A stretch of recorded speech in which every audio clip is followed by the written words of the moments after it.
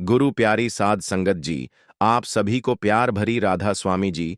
साध संगत जी चुप रहकर सुनो। किसी दवाई या डॉक्टर की जरूरत नहीं पड़ेगी। घर पर बैठे बैठे ही आप अपनी आंखों की रोशनी को आसानी से बढ़ा सकते हैं। यह कैसे करना है, चलिए जानते हैं आज की बौद्ध कहानी के माध्यम से। एक बार एक युवक जो अपनी आंखों को लेकर बहुत परेशान रहता था, वह एक गुरु के पास जाता है जो कि आयुर्वेद के एक बहुत बड़े झांता थे। वह युवक गुरु को प्रणाम करता है और कहता है, हे मुनिवर, मैं अपनी आंखों को लेकर बहुत परेशान हूं। मेरी आंखों की रोशनी दिन भर कम होते जा रही है।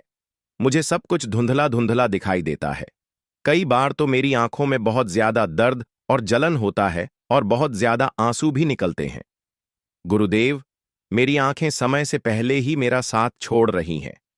कृपया करके आप मुझे कोई ऐसा समाधान बताइए जिससे मैं अपनी आंखों की रोशनी को फिर से प्राप्त कर सकूं और आंखों की इन सभी समस्याओं से हमेशा हमेशा के लिए छुटकारा पा सकूं। उन गुरु ने उस युवक की सभी समस्याओं को ध्यान से सुना और फिर कहा कि बेटा, हमारे आयुर्वेद में आंखों से संबंधित एक पूरा उपनिषद लिखा गया है जिसे चक्षु उपनिषद कहा जाता है। इसके अलावा हमारे महर्षि वाग्भट ने आंखों के इलाज से संबंधित कई उपाय बताए हैं, कई नियम बताए हैं, जिसमें कुछ प्रमुख नियमों के बारे में आज मैं तुम्हें बताता हूं। और इसके साथ ही आज मैं तुम्हें एक ऐसे चूर्ण के बारे में बताऊंगा जिसका 15 दिन उपयोग करने से ही आपकी आंखों की ज्योति जो है वह वापस लौट आएगी। और साथ में ही इन नियमों का पालन करने से सिर्फ कुछ ही हफ्तों में आपके आंखों की रोशनी में एक आश्चर्यचकित परिवर्तन होगा। आप खुद देखेंगे कि आपकी आंखों की रोशनी वापस लौट आएगी और आपको पहले से अधिक स्पष्ट दिखाई देगा। और अगर तुम लंबे समय तक इस चूर्ण का उपयोग करते हो और इन नियमों का पालन करते हो, तो तुम्हारी आंखों की सभी समस्याएं, सभी बीमारियां जड़ से खत्म हो जाएंगी और तुम्हारी आंखें हमेशा के लिए स्वस्थ और दृष्टिकोण बनी रहेगी। फिर गुरु उस युवक से कहते हैं कि बेटा, सबसे पहले इन नियमों के बारे में जानते हैं।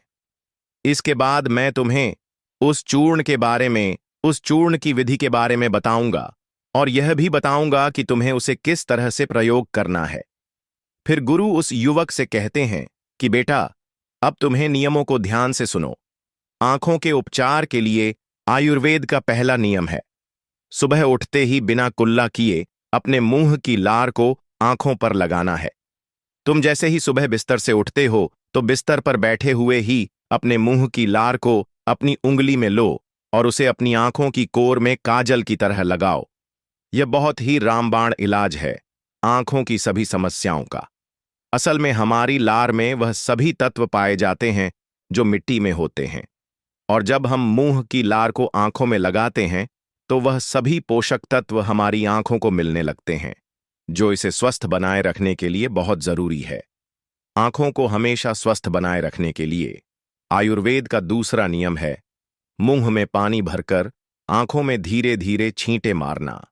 तुम जब रोज सुबह अपनी आंखों को धोते हो तो उसे ऐसे ही मत धो, बल्कि उससे पहले अपने मुंह में पानी भरो, फिर अपनी आंखों पर कम से कम 20 छींटे मारो। छींटे इतनी तेजी से ना मारो कि आपकी आंखों में दर्द होने लगे, वह लाल हो जाए। हमें बस इतनी तेजी से छींटे मारने हैं ताकि पानी आपकी आंखों के अंदर चला जाए। जब आप आंखों में छींटे मारते हैं तो अंदर की छोटी से छोटी गंदगी भी पानी के साथ भरकर निकल जाती है और आंखें साफ हो जाती हैं। और मुंह में पानी भरने का कारण यह है कि जब हम आंखों में छींटे मारते हैं तो आंखों का कचरा जो है वह मुंह के रास्ते से ना जाकर सीधे आंखों से ही पानी के साथ बाहर निकल आए।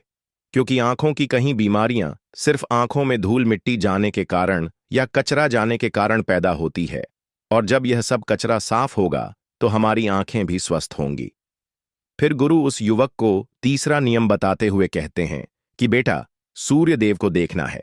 हर दिन लगभग 5 मिनट के लिए सूर्य देव को देखना है, लेकिन दोपहर में या तेज धूप में नहीं, सिर्फ उगने से 1 घंटे के अंदर अंदर या फिर सूर्यास्त होने के 1 घंटे पहले सबसे ज्यादा अच्छा तो यह होगा कि तुम सूर्य देव के उगने या अस्त होने के समय उनके दर्शन करो, और जब जरूरत महसूस हो तो पलकें झपका भी सकते हो। शुरू में इसे 1 मिनट के साथ शुरू करो और धीरे धीरे इसे 5 मिनट तक लेकर जाओ। सूर्य दर्शन के समय सूर्य की किरणें हमारी आंखों में अवशोषित होती हैं और हमारी आंखों को ठीक करती हैं। अंत में अपनी दोनों हथेलियों को रगड़कर उसे अपनी आंखों के ऊपर रख लो। लेकिन इस बात का ध्यान रखना कि आपको अपनी आंखों के ऊपर रखना है, उन्हें दबाना नहीं है। ऐसा करने से आंखों को आराम मिलता है। चक्षु अपने शक में सूर्यदेव को आंखों का वेद कहा गया है। फिर गुरु उस युवक को अगला नियम बताते हुए कहते हैं कि आंखों का व्यायाम करो। आप इसे किसी भी समय कर सकते हैं, लेकिन सुबह और सोने के पहले करने से यह ज्यादा फायदा देता है। इसके लिए सबसे पहले तो अपनी आंखों को 10 बार ऊपर नीचे करो, 10 बार ऊपर करो और 10 बार नीचे करो। जितना हो सके उतना ऊपर करो और जितना हो सके उतना ही नीचे लो। लेकिन इस बात का ध्यान रखना है कि आंखों के साथ सर नहीं घूमना चाहिए। सर स्थिर होना चाहिए। सिर्फ और सिर्फ आपकी आंखें घूमने चाहिए। आंखों को ऊपर नीचे करने के बाद आंखों को 10 बार बाईं ओर और 10 बार दाईं ओर लेकर जाओ। इसके बाद 10 बार आंखों को ऊपर कोने की ओर और 10 बार आंखों को निचले कोने की ओर लेकर जाओ। इसके बाद आंखों को गोल गोल घुमाते हुए एक वृत्ताकार आकृति बनाने का प्रयास करो। आंखों को 10 बार दाहिनी ओर गोल गोल घुमाएं और 10 बार बाईं ओर गोल गोल घुमाएं। फिर सबसे जरूरी व्यायाम, अपने हाथ के अंगूठे को अपनी दोनों आंखों के बीच में रखो और अपने नाखून के हिस्से को देखो और बिना ध्यान हटाए धीरे धीरे अपने अंगूठे को दूर लेकर जाओ। इस दौरान आपका पूरा ध्यान अंगूठे के नाखून पर होना चाहिए। जैसे ही अंगूठा दूर जाए तो सारा ध्यान अंगूठे से हटाकर उसके पीछे वाली चीज पर लगाओ। फिर वापस अंगूठे के नाखून पर ध्यान केंद्रित करो और फिर उसे धीरे धीरे अपने नाक के पास लो। इस प्रक्रिया को तुम्हें 10 बार दोहराना है और फिर इसके बाद अपने दोनों हथेलियों को रगड़कर अपनी दोनों आंखों को ढक लेना है और आंखों को आराम देना है। दरअसल हमारी आंखों के आसपास बहुत सारी मांसपेशियां होती हैं जो हमारी आंखों को चलाती हैं, उन्हें नियंत्रित करती है। बिना व्यायाम के यह मांसपेशियां कमजोर पड़ जाती हैं, लेकिन इस व्यायाम को करने से तुम्हारी आंखों की मांसपेशियां मजबूत होती हैं और वह अपनी कोई भी ताकत दोबारा हासिल कर सकती है। फिर गुरु अगला नियम बताते हुए कहते हैं कि शरीर को साफ रखो, क्योंकि शरीर साफ तो बीमारियां साफ। आयुर्वेद के नियम के अनुसार यदि हमारा शरीर भीतर से साफ है तो हमें कोई बीमारी नहीं हो सकती है। अगर हमारी आंतें साफ है और उनमें कोई भी पुराना भोजन जमा नहीं हुआ है तो हमारा पेट सुबह एक बार में ही साफ हो जाता। हमें कब्ज की समस्या कभी नहीं होती है तो हमारा हर एक अंग स्वस्थ रहेगा और हमारी आंखें भी स्वस्थ रहेंगी। अपने शरीर को अंदर से स्वस्थ रखने के लिए तुम्हें रोज 16 घंटे का उपवास या फिर एक दिन 24 घंटे का उपवास करना चाहिए। फिर गुरु उसे आगे बताते हुए कहते हैं कि बेटा अपनी आंखों को त्रिफला के जल से धो लो। त्रिफला एक बहुत ही प्रसिद्ध आयुर्वेदिक औषधि है। महान आर्षि वाग्भट ने त्रिफला को इंसानी शरीर के लिए अमृत तुल्य बताया है। त्रिफला जैसे ही उसका नाम है, यह 3 फलों से मिलकर बना है। पहला है आंवला, दूसरा है बहेड़ा और तीसरा है हरड़ को। बनाते समय इन तीनों की मात्रा का ध्यान रखना बहुत आवश्यक है। त्रिफला बनाने के लिए आंवला, बहेड़ा और हरड़ का अनुपात 1:2 और 3 होना चाहिए। यानी आंवला 3 गुना, बहेद्धा 2 गुना और हरडहेच 1 गुना होनी चाहिए। इन तीनों को सुखाकर इनके बीज निकालकर इसे अच्छे से पीसकर मिला लीजिए। इस तरह से त्रिफला का चूर्ण तैयार हो जाता है। फिर इसे किसी मिट्टी के बर्तन में रख दीजिए और 1 चम्मच त्रिफला चूर्ण को 2 गिलास पानी में रात में भिगोकर रख दें और सुबह उसे छानकर अपनी आंखों को उससे धो लीजिए। ऐसा करने से बहुत ही तेजी से आंखों की सभी समस्याओं में आराम मिलता है और आंखों की रोशनी बहुत ही तेजी से बढ़ती है। त्रिफला सिर्फ आपकी आंखों के लिए नहीं बल्कि हमारे शरीर के लिए भी बहुत फायदेमंद होता है, क्योंकि यह वात, पित्त और कफ तीनों दोषियों को नियंत्रित करता है। शरीर को साफ करने के लिए त्रिफला को 2 तरीके से लिया जा सकता है, एक रात को और दूसरा सुबह। अगर आप त्रिफला सुबह लेते हैं तो गुड़ या शहद के साथ लो, और यदि आप त्रिफला को रात में लेते हैं तो दूध के साथ या फिर गर्म पानी के साथ इसे ले सकते हैं। रात में दूध या गर्म पानी के साथ जो त्रिफला खाया जाता है वह हमारे शरीर को साफ करने का काम करता है, गंदगी बाहर निकालता है, और सुबह जो गुड़ या शहद के साथ त्रिफला खाया जाता है यह पोषक तत्व का काम करता है, यानी कि पोशाक तत्व प्रदान करता है।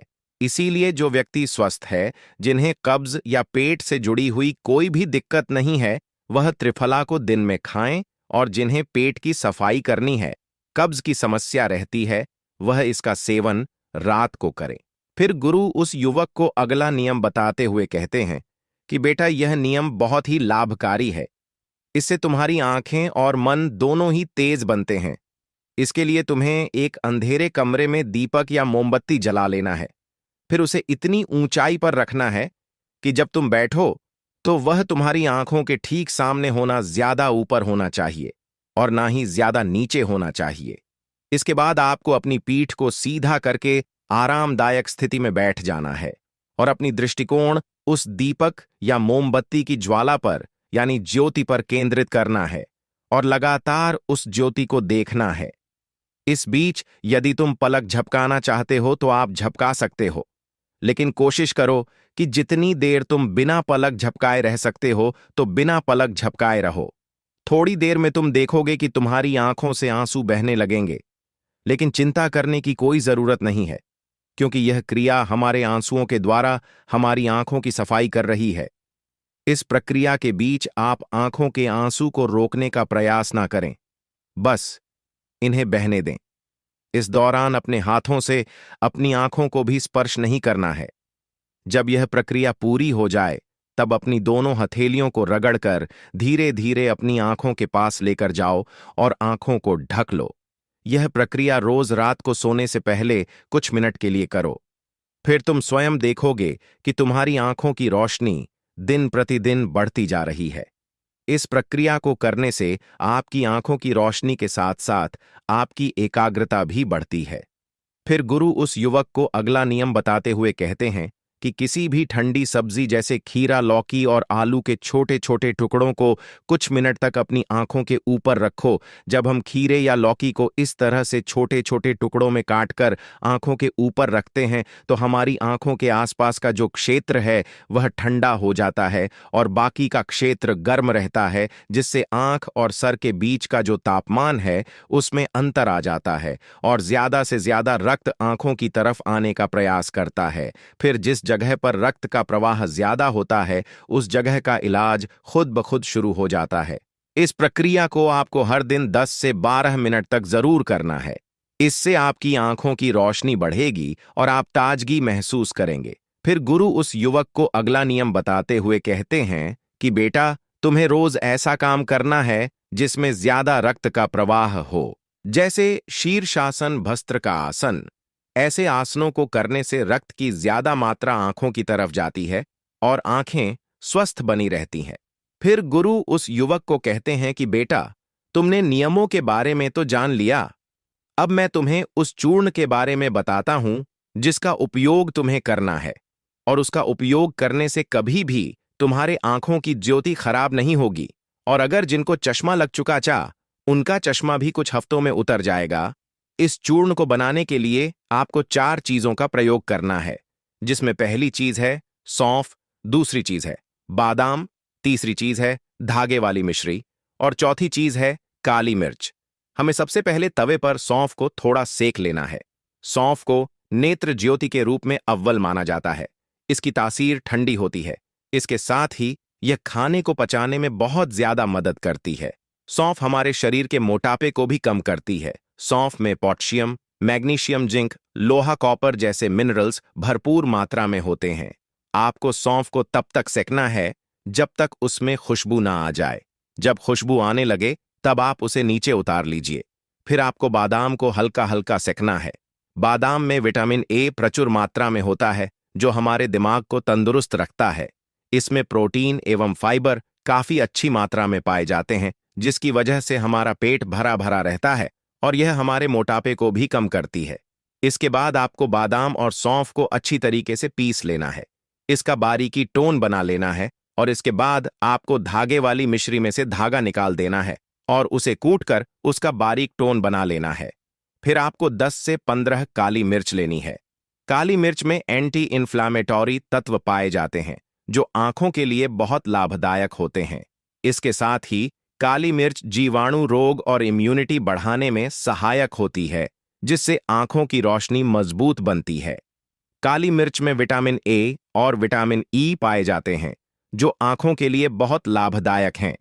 काली मिर्च को भी आपको अच्छी तरीके से कूट लेना है, उसका भी बारीक चूना बना लेना है। फिर आपको इन चारों चीजों को एक साथ मिक्स कर लेना है। फिर आपको इस चूर्ण को एक चम्मच गुनगुने पानी में या फिर एक गिलास दूध में सुबह सुबह खाली पेट लेना है। इसको लेने से आपकी आंखें बिल्कुल स्वस्थ रहेगी और साथ ही साथ आपका पेट भी बिल्कुल साफ होगा। आप अच्छी तरह से फ्रेश हो पाएंगे। इससे आपको अच्छी नींद आएगी और आपकी आंखों की रोशनी और दिमाग तेज होगा। और यह चारों चीजें जो हैं वह आपको अपने घर में ही उपलब्ध हो जाएंगी।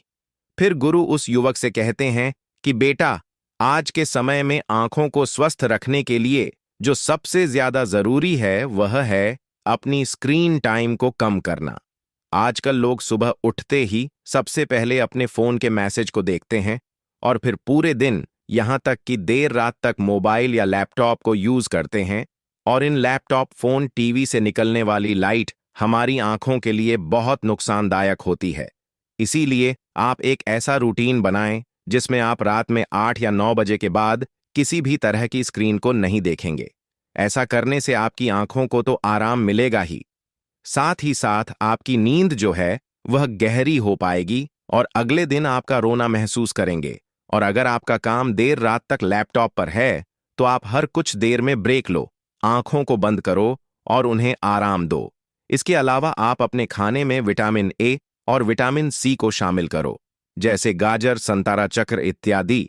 यह सब आपकी आंखों को स्वस्थ रखने के लिए अहम भूमिका निभाते हैं। एक बार एक आयुर्वेदिक गुरुजी के पास एक लड़का आता है और वह उन गुरु से कहता है कि हे गुरुवर, मेरा पाचन तंत्र सही नहीं रहता है। मैं जो कुछ भी खाता हूं वह मुझे हजम नहीं होता है। इसकी वजह से मुझे गैस की समस्या बनी रहती है। मुझे ऐसे लगता है कि जैसे मेरा पेट तो भरा भरा रहता है। पेट भरा भरा महसूस होने के कारण मुझे भूख भी बहुत कम लगती है। मेरे चेहरे पर दाग धब्बे रहते हैं। मुझे कब्ज की समस्या रहती है और मेरा पेट खुलकर साफ भी नहीं हो पाता है। गुरुदेव, मैंने इसके लिए बहुत सारी दवाइयां ली हैं, लेकिन फिर भी मुझे कोई आराम नहीं मिला। इसीलिए गुरुदेव, आप मेरी समस्या का हल मुझे बताएं। इसके बाद गुरु उस लड़के को कहते हैं कि जो भी तुमने मुझे अपनी समस्या बताई है वह सब तुम्हारे खाने के ना पचने के कारण हुई है। इसलिए तुम यह समझो कि तुम्हें अपने खाने को पचाने के लिए करना क्या होगा और वह क्या उपाय हैं जो तुम्हें करने होंगे ताकि तुम्हारा पाचन तंत्र जो है वह मजबूत बन सके। और मैं तुम्हें आज 5 ऐसी आयुर्वेदिक औषधियां भी बताऊंगा जिनका उपयोग करने से तुम्हारा पाचन तंत्र मजबूत हो जाएगा और तुम्हारे खाने का कण कण पचेगा। फिर वह गुरु उस लड़के से कहते हैं कि सबसे पहले तुम यह समझ लो कि पाचन तंत्र में खराबी होने का सबसे बड़ा कारण जो है वह है पेट की सड़न। जब तुम्हारे पेट में खाना जाता है और वह ठीक से नहीं पचता है तो फिर वह सड़ता है। और आपके पेट की समस्याओं का सबसे बड़ा कारण भी यही है। जब खाना पेट में जाकर पचने की जगह सड़ता है तो इससे ही आपको गैस की समस्या, एसिडिटी, भारीपन की समस्या होती है और आपको भूख लगना कम हो जाती है। इसके बाद गुरुजी कहते हैं कि अब सवाल यह उठता है कि आखिर खाना पचने की जगह क्यों जाता है। तो इसका कारण है आपकी मंदाकिनी। देखो, ध्यान से सुनो बेटा, आपके पेट में एक अग्नि होती है जिसे जठराग्नि कहते हैं। जब आपका खाना पेट में जाता है तो यह अग्नि उस खाने को पचाने का काम करती है। जब यह अग्नि धीमी हो जाती है तो आपका खाना पचने की जगह सड़ता रहता है। अब यह अग्नि जो है वह मंद क्यों होती है? तो इसको समझने के लिए आपको आयुर्वेद के 4 नियमों को समझ लेना बहुत जरूरी है। अगर इन 4 नियम के हिसाब से आप अपनी जीवन शैली और अपने खान पान में परिवर्तन कर लेते हैं तो आपके पाचन की समस्याओं में से 90% समस्याओं का हल तो हो ही जाएगा। चाहे फिर आपको कॉन्स्टिपेशन की समस्या हो, लूज मोशन की समस्या हो या फिर कोई भी पेट से संबंधित विकार हो। वह गुरु उस लड़के को पहला नियम बताते हुए कहते हैं, अशुभ आहार।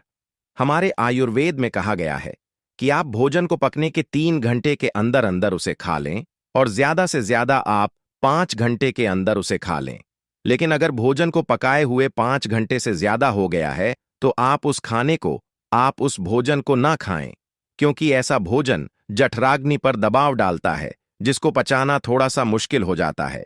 और आप बाजार से डिब्बा बंद चीजें लेकर आते हैं, उनको खाते हैं, वह चीजें तो कहीं महीनों और कहीं साल पुरानी होती है, और आप उन्हें बड़े मजे से खाते हैं। 3 से 5 घंटे के बाद का खाना खाना भी हानिकारक होता है, वह खाना भी खाने के लायक नहीं होता है। और आप 1 साल पुरानी, 2 साल पुरानी चीजें जो डिब्बों में बंद होती हैं, उन्हें बड़े चाव से खाते हैं। क्या वह चीजें आपके शरीर पर गलत प्रभाव नहीं डालती हैं? डिब्बा बंद चीजों में केमिकल डाले जाते हैं।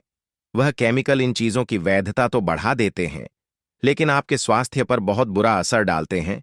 और दूसरी ओर जंक फूड, फास्ट फूड जैसे पिज्जा, चाउमीन आदि स्वाद के चक्कर में आप खाते हैं, मीठी मीठी मिठाइयाँ खाते हैं। इनको भी आपको त्यागना होगा। आपकी जठराग्नि की एक सीमित मात्रा होती है कि वह इस तरह का भोजन और इतना ही भोजन पचा सकती है। जब आप अपने पाचन तंत्र पर ज्यादा दबाव डालते हैं, तो आपको मंदाग्नि की समस्या हो जाती है। फिर इसके बाद आप जो भी खाते हैं, वह पचने की जगह सड़ता है। फिर गुरु उस लड़के को दूसरा नियम बताते हुए कहते हैं कि भोजन सीमित मात्रा में ग्रहण करें। आप चाहे कितना ही अच्छा भोजन क्यों ना करें, आप चाहे सात्विक भोजन ही क्यों ना करते हो, लेकिन ध्यान रहे, जितना जरूरी अच्छा भोजन करना होता है, उतना ही जरूरी यह भी जानना होता है कि हमारे भोजन करने की सही मात्रा क्या है। कहने का मतलब है कि ज्यादा भोजन भी आपको नुकसान कर सकता है, फिर चाहे वह कितना ही अच्छा भोजन क्यों ना हो। इसको समझने के लिए आप इस उदाहरण से समझें। जैसे आप अग्नि में थोड़ा थोड़ा घी डालते हैं तो अग्नि जलती रहती है, लेकिन वहीं पर अगर आप उसमें एकदम से बहुत सारा घी डाल दें, तो क्या अग्नि जलेगी नहीं ना? ज्यादा घी डालने से, एकदम ज्यादा घी डालने से वह अग्नि बुझ जाएगी। वैसे ही अगर आप ज्यादा भोजन ग्रहण करेंगे, तो इससे आपके पाचन तंत्र पर बहुत ही बुरा असर पड़ेगा।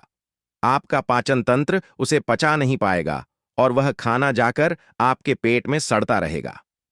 फिर वह गुरु उस लड़के को तीसरा नियम बताते हुए कहते हैं, सही भोजन और सही मात्रा में भोजन खाने के साथ साथ यह भी जानना जरूरी है कि भोजन को खाने का सही समय क्या है।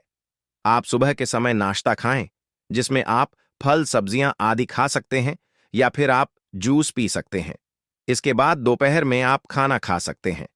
उसका सही समय 12 बजे से 1 बजे के बीच होता है। इसके बाद आपको शाम का खाना जो है, वह थोड़ा जल्दी खाना होगा। जैसे कि आप शाम का खाना 6 बजे से 7 बजे के बीच खा लें। और शाम का खाना खाना आपको बिल्कुल हल्का खाना चाहिए, मगर लोग शाम को खाना एक तो देर से भी खाते हैं, और दूसरा हल्का भोजन खाने की जगह भारी भोजन खाते हैं।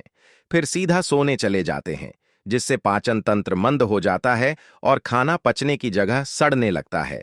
इसीलिए शाम का खाना शाम ढलते ही खा लेना चाहिए और खाना खाते ही बिस्तर नहीं पकड़ना चाहिए। फिर वह गुरु उस लड़के को चौथा नियम बताते हुए कहते हैं कि पर्याप्त मात्रा में पानी पीना भी आपके पाचन तंत्र को मजबूत करता है। अगर आप पर्याप्त मात्रा में पानी नहीं पिएंगे, तो आपको कब्ज की समस्या होगी और आपका पेट खुलकर साफ नहीं होगा। और अगर पेट साफ नहीं होगा, तो जो खाना आप खाएंगे वह आपके पेट में पड़ा पड़ा सड़ता रहेगा। पानी आपके खाने को गला आता है, जिससे खाने को पचाने में आसानी होती है और आपका पाचन तंत्र मजबूत बनता है। वह गुरु उस लड़के को कहते हैं कि बेटा, इसके अलावा भी बहुत सारे ऐसे कारण हैं जो आपके पाचन तंत्र को कमजोर बनाते हैं, जैसे कि ज्यादा चिंता करना, धूम्रपान करना और खराब जीवन शैली। अगर आप इन चीजों पर ध्यान देंगे और अपनी आदतों को सुधारें, तो आपका पाचन तंत्र जो है वह स्वतः ही सही हो जाएगा। फिर वह गुरु उस लड़के को कहते हैं कि इन आदतों और नियमों के अलावा अगर आप कुछ आयुर्वेदिक औषधियां भी लेते हैं, तो आप अपने पाचन तंत्र को बहुत ही बेहतर बना पाएंगे, और फिर उसके बाद आप जो भी खाएंगे वह आपको सब पच जाएगा। फिर इसके बाद गुरुजी उस लड़के को पहली औषधि के बारे में बताते हुए कहते हैं कि सबसे पहली औषधि है त्रिफला चूर्ण। आपके पाचन तंत्र के लिए त्रिफला से अच्छा कुछ भी नहीं है। यह सबसे बढ़िया औषधि है। त्रिफला पाचन शक्ति बढ़ाने और मेटाबॉलिज्म में सुधार करने का एक प्रभावी नुस्खा है। दरअसल त्रिफला 3 आयुर्वेदिक हर्ब्स का एक अद्भुत मिश्रण है। इसे बनाने के लिए आंवला, हरड़ और बहेड़ा का प्रयोग किया जाता है। तीनों ही जड़ी बूटियों में रोचक गुण होते हैं। यह मलत्याग को बढ़ावा देने में मदद करती है, साथ ही कब्ज से छुटकारा भी दिलवाती है। त्रिफला शरीर के तीनों दोष, वात, पित्त और कफ के संतुलन को बनाए रखने में आपकी मदद करता है। यह अंत में अच्छे बैक्टीरिया को बढ़ाता है, साथ ही टॉक्सिन्स को नष्ट करता है, जिससे डाइजेशन में सुधार होता है। नियमित त्रिफला का सेवन करने से पाचन संबंधी समस्याओं से बचाव और उनमें छुटकारा पाने में मदद मिलती है। आप रात में सोने से पहले गर्म पानी के साथ त्रिफला का सेवन कर सकते हैं। इसके लिए बस आपको एक चम्मच त्रिफला अपनी जीभ पर रखना है, फिर गुनगुने पानी के साथ इसे निगल जाना है। आप चाहे तो दूध के साथ इसका सेवन कर सकते हैं। इसके अलावा आप रात में सोने से पहले 1 गिलास पानी में 1 चम्मच त्रिफला पाउडर मिलाकर ढककर छोड़ सकते हैं और सुबह खाली पेट इसका सेवन कर सकते हैं। यह भी पाचन को दुरुस्त रखने में आपकी मदद करेगा। फिर गुरु उस लड़के को दूसरी औषधि के बारे में बताते हुए कहते हैं कि वह है हिंग वॉश। यह एक पॉलीहर्बल आयुर्वेदिक औषधि है जिसका उपयोग पाचन विकारों के इलाज के लिए किया जाता है। यही काली मिर्च, अदरक, जीरा, अजवाइन और हिमालय नमक से मिलकर बना होता है। यह मलत्याग, पेट फूलना, अपच और कब्ज जैसी स्थितियों को प्रबंधित करने में मदद करता है। यह पेट में जलन पैदा किए बिना पाचन में मदद करता है। आयुर्वेद के अनुसार हींग वॉश में दीपक यानी कि भूख बढ़ाने वाला और पाचन यानी पाचन गुण होते हैं जो भोजन को पचाने में मदद करते हैं। अपच और पेट फूलने से राहत दिलाते हैं। यह गुण भूख ना लगने की समस्याओं में भी मदद करते हैं। हींग में वात संतुलन गुण भी होता है जो पेट को नियंत्रित करने में मदद करता है।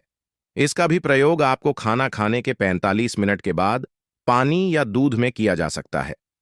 फिर गुरु उस लड़के को तीसरी औषधि के बारे में बताते हुए कहते हैं, एलोवेरा। एलोवेरा का नाम किसी भी स्किन या फिर हेयर प्रॉब्लम के लिए सुझाया जाता है, लेकिन यह पेट की समस्याओं के लिए भी इसी तरह कारगर साबित होता है। एलोवेरा का जूस पेट की परेशानियों से भी राहत दिलाता है। इसमें मौजूद एंजाइम पाचन क्रिया को बेहतर बनाते हैं और पोषक तत्वों के अवशोषण में भी मदद करते हैं। इसी तरह एलोवेरा पेट के इन्फेक्शन की वजह बनने वाले बैक्टीरिया और परजीवियों से भी सुरक्षा प्रदान करता है, जिससे स्टमक इन्फेक्शन होने से बचाव होता है। कॉन्स्टिपेशन और एसिड रिफ्लेक्स जैसी पेट से जुड़ी समस्याओं से बचाने में भी एलोवेरा का जूस बहुत ही फायदेमंद है। इसके अलावा यह इम्यून सिस्टम को मजबूत बनाने और मेटाबॉलिज्म को बढ़ाने में भी मदद करता है। इसके बाद गुरुजी उस लड़के को चौथी चीज बताते हुए कहते हैं कि आप ऐसी समस्या में हर्बल चाय का इस्तेमाल भी कर सकते हैं। यह चाय उबाले जाने वाली जड़ी बूटियों के मिश्रण से बनती है, जिनमें अनेकों और सदियां मिलाई जाती हैं। यह पाचन तंत्र को मजबूत करने के लिए बनाई जाती है। इसमें पुदीना, जो पाचन तंत्र की मांसपेशियों को आराम करने की क्षमता रखते हैं, यह यूप के लक्षणों, गैस और ब्लोटिंग को कम करने में मदद करता है। इसमें अदरक, जो एंटी इन्फ्लेमेटरी गुणों से भरपूर होता है, पाचन को प्रोत्साहित करने में मदद करता है और उपस्थित गैस और ब्लोटिंग को कम करने में सहायता प्रदान करता है। इसमें धनिया, जिसमें गारमेंट गुण होते हैं, वह भी पाचन को सहायता प्रदान करता है और मलाशय को शांत कर सकता है। इसी तरह कई अन्य जड़ी बूटियां होती हैं जो आपके पाचन तंत्र को मजबूत कर सकती हैं। आप इन सभी के मिश्रण से हेयरबल चाय बना सकते हैं जो आपके पाचन तंत्र को मजबूत बनाने में आपकी सहायता करेगी। ध्यान रखें, इस तरह की चाय में आपको चीनी नहीं डालनी है। आप चाहे तो थोड़ा सा शहद इसमें डाल सकते हैं और जिनको डायबिटीज है वह इस चाय को फीकी ही पिए। इसके बाद गुरु उस लड़के को 5वीं और अंतिम औषधि बताते हुए कहते हैं, अजवाइन पाचन तंत्र ठीक न होने की वजह से लोगों में गैस की प्रॉब्लम देखी जा सकती है। अजवाइन का पानी गैस की दिक्कत को भी कम करता है और पेट फूलने की समस्या में भी आराम देता है। इसके साथ ही अजवाइन जो है वह पेट में एंटर में भी राहत देता है। इसके पानी में कुछ विशेष एंजाइम पाए जाते हैं जो आंतों की सफाई करते हैं और इससे भोजन के पोषक तत्वों के अवशोषण में मदद मिलती है। अजवाइन का पानी तेजी से वजन को घटाता है और मेटाबॉलिज्म को दुरुस्त रखता है। अगर आपका कोलेस्ट्रॉल लेवल बढ़ता रहता है या फिर घटता रहता है तो यह उसे भी कंट्रोल करता है। इसके बाद वह गुरु उस लड़के से कहते हैं कि बेटा आप इन 5 औषधियों में से कोई भी एक औषधि इस्तेमाल कर सकते हैं और आप अपने जीवन शैली में जो मैंने तुम्हें नियम बताए उनका अनुसरण करके तुम अपने पाचन तंत्र को बहुत ही जल्दी मजबूत बना सकते हैं। राजा ने स्पष्ट किया कि जब दीक्षा लेनी ही है और संन्यस्त होना ही है तो मुझे आपका सभी शर्तें मंजूर हैं। और फिर तथागत बुद्ध ने आदेश दिया और कहा, अपने कपड़े उतारो, अपने जूते उतारो और नग्न हो जाओ और इसी नग्न अवस्था में अपने राज्य के राजमार्गों पर स्वयं को जूते मारते हुए चक्कर लगाकर आओ। राजा असमंजस में पड़ गया। तथागत बुद्ध, ये क्या कह रहे हैं? मैं एक राजा हूं, इस तरह से मैं नग्न होऊंगा और नग्न होकर अपनी ही सड़कों पर कैसे खुद को जूते मारते हुए चक्कर लगाऊं? लेकिन फिर भी राजा को संन्यस्त होना था तो उन्होंने भगवान बुद्ध की शर्तें मान लीं और वह वैसा ही करने के लिए निकल पड़ा। राजा ने वैसा ही किया। वह नग्न होकर स्वयं को जूते मारते हुए राज्य की सड़कों पर दौड़ने लगा और यहां उसके चले जाने पर शिष्य ने बुद्ध से कहा कि बनते, जब हम आपसे दीक्षा लेने आए थे तब आपने तो ऐसी कठोर शर्त नहीं लगाई थी। आप तो स्वयं करुणा अवतार हैं, फिर आपने राजा के साथ ऐसा कठोर व्यवहार क्यों किया? तब भगवान बुद्ध बोले, जब तुम लोग सन्यास लेने आए थे तब तुम्हारे अहंकार बहुत बड़े नहीं थे, इसीलिए तुम लोगों से घर घर भिक्षा न करवा के ही काम बन गया। यह तो एक बड़े राजा है, इसका अहंकार भी बहुत बड़ा है, इसलिए जितना बड़ा रोग उतनी बड़ी दवाई, इसलिए महारोग की दवाई भी अधिक शक्तिशाली होती है। किसी कारणवश मैंने इनका परीक्षा भी इतना कठिन किया है। राजा जब इस दशा में अपनी ही प्रजा के सामने से गुजरेगा तो उसका अहंकार चूर चूर हो चुका होगा। राजा ने शाम तक शर्त पूरी कर ली और बुद्ध के चरणों में आकर गिर गया और फिर बोला, तथागत, अब तो मुझे आप दीक्षा देकर मुझे संन्यस्त करें। भगवान बुद्ध ने राजा के सिर पर मुकुट रखा और कहा कि अब तुम्हें संन्यास लेने की जरूरत ही नहीं है। जाओ और कर्ता भाव छोड़कर साक्षी भाव से राज करो। अब तो तुम राजस्व हो चुके हो, अब तुम राजस्व हो। देखिए दोस्तों, किस तरह से भगवान बुद्ध ने एक राजा को उपदेश दिया और राजा का जीवन धन्य हो गया।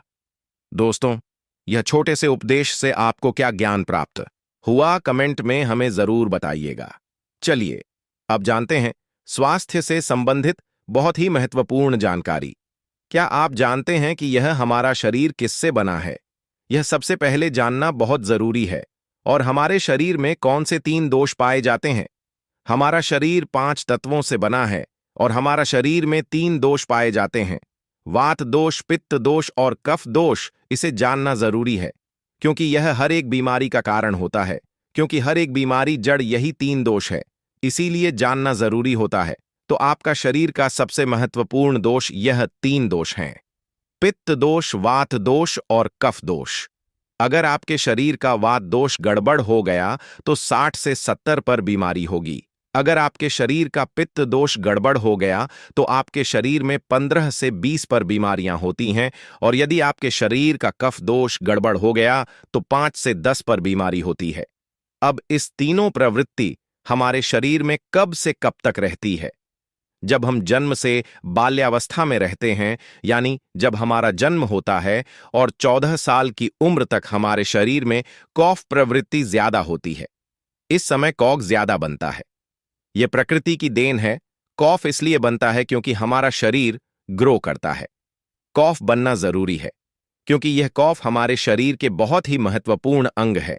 बस हमें यह ध्यान देना है, हम अपने बच्चों को ऐसी कोई चीज नहीं देना है जिससे उनका कॉफ और बढ़ जाए, क्योंकि बच्चे उस समय कुछ नहीं जानते। माता पिता को जागरूक होना होगा। बस हमें अपने बच्चे को कुछ भी ऐसी चीज नहीं देना है जिससे उसका कफ और बढ़ जाए। कॉफ बनाने वाली चीजें हमें उन्हें नहीं खिलाना है, नहीं तो क्या होगा? कॉफ से संबंधित जो 5 से 10 पर बीमारी है, जैसे टीबी, दमा, अस्थमा, यह सारी बीमारियां इसकी वजह से होती हैं। यह हर माता पिता को ध्यान देना होगा। उसके बाद हम आते हैं बाल्यावस्था से युवा अवस्था में। युवा अवस्था की आयु कितनी होती है? जब हम 15 साल से 60 साल के बीच में होते हैं। इस समय हमारा शरीर युवा अवस्था में होता है। इस समय हमारे शरीर में पित्त प्रवृत्ति सबसे ज्यादा होता है, सबसे ज्यादा पित्त बनता है। इसलिए हमें यह ध्यान देना होगा कि हम ऐसी कोई भी चीज ना खाएं जिससे हमारा पित्त बढ़ जाए। अगर हमारे शरीर में पित्त दोष बढ़ जाएगा तो हमारे शरीर में 15 से 20 पर बीमारियां होती हैं। इसके बाद हमारा आता है वृद्धावस्था। 60 साल की उम्र हमारा वृद्धावस्था होता है। इस समय हमारे शरीर में वह दोष बढ़ता है और वात दोष से संबंधित 60 से 70 पर बीमारियां हमारे शरीर में होती हैं। तो आपको ऐसी कोई चीज नहीं खाना है जिससे वात दोष बढ़े। तो दोस्तों, यह आप समझ गए कि आपके शरीर में 3 दोष का क्या रोल है।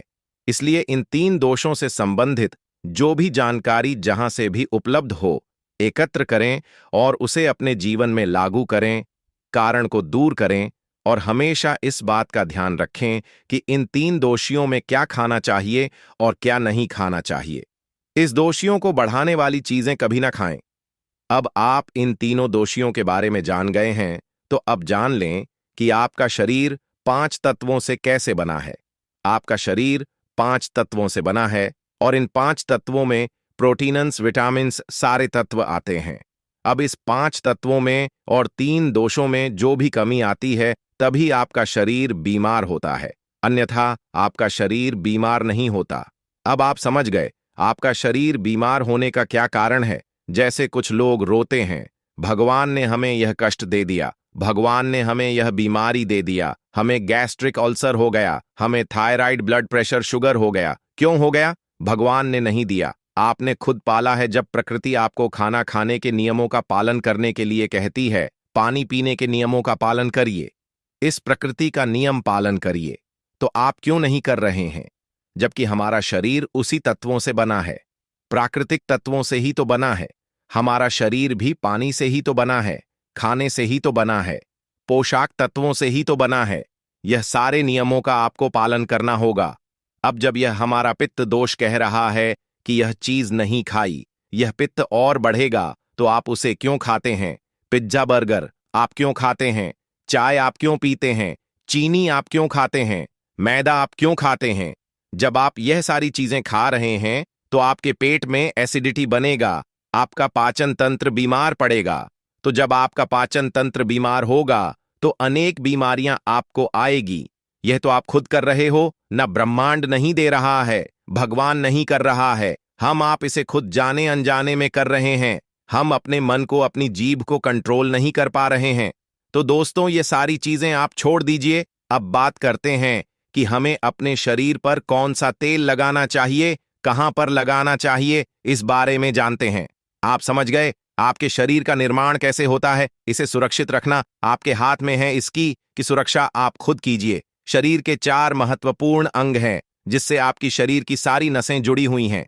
पहला है नाभि, दूसरा है पैर का तलवा, तीसरा है आपकी नाक और चौथा है आपका सर। ये 4 सबसे महत्वपूर्ण अंग है और इन चारों जगह पर आपको तेल लगाना है। बस यह ध्यान देना है कि आपको कब लगाना है और कैसे लगाना है। तो सबसे पहले चलते हैं आपके पैरों के तलवे। जो व्यक्ति रोज सुबह जागकर मॉर्निंग वॉक करता है, नंगे पैर जमीन पर या फिर हरी घास पर, तो दोस्तों उसकी आंखों की रोशनी कभी कम नहीं होती।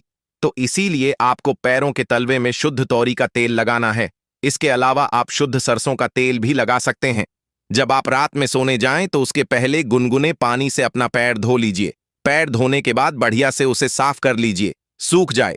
जब आप बिस्तर पर लेट जाएं और अपने हाथ से मालिश कर लीजिए। रात में सोते समय यही शुद्ध सरसों का तेल, और जैसे ही आप अपने 5 मिनट दोनों हाथों से मालिश करेंगे, तेल से गर्मा हटाएगी, तुरंत ही आपको नींद आना शुरू हो जाए। अगर आप नींद का टेबलेट लेते हैं, अगर आप डिप्रेशन में हैं, नींद नहीं आ रहा है, तो यह दूसरे दिन से ही बंद हो जाएगा। आपको नींद की टेबलेट की जरूरत ही नहीं पड़ेगी। आपका पागलपन दूर हो जाएगा।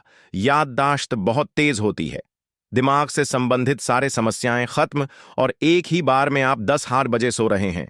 400 बजे से पहले आपकी नींद ही नहीं खुलेगी। इतनी बढ़िया नींद आती है।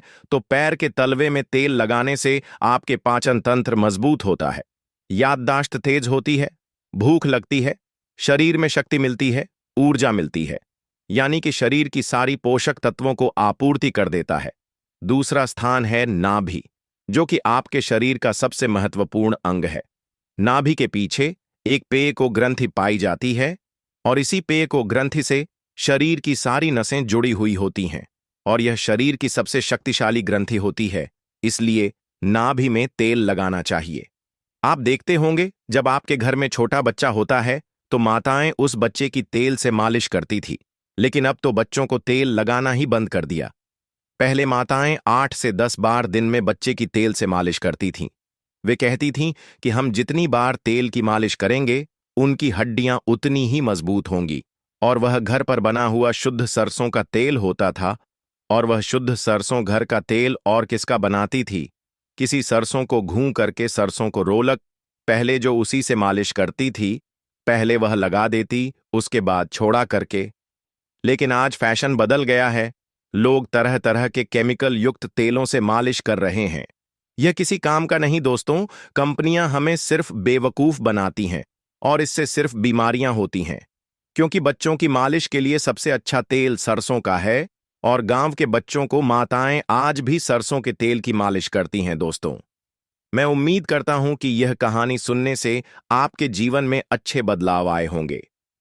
आपको इस वीडियो से क्या सीखने मिला, यह कमेंट करके जरूर बताएं। और अपने परिवार, स्विंगल दोस्त या आपके करीब इंसान के साथ यह कहानी शेयर करके उन्हें भी इस जनान से परिचित करवाएं।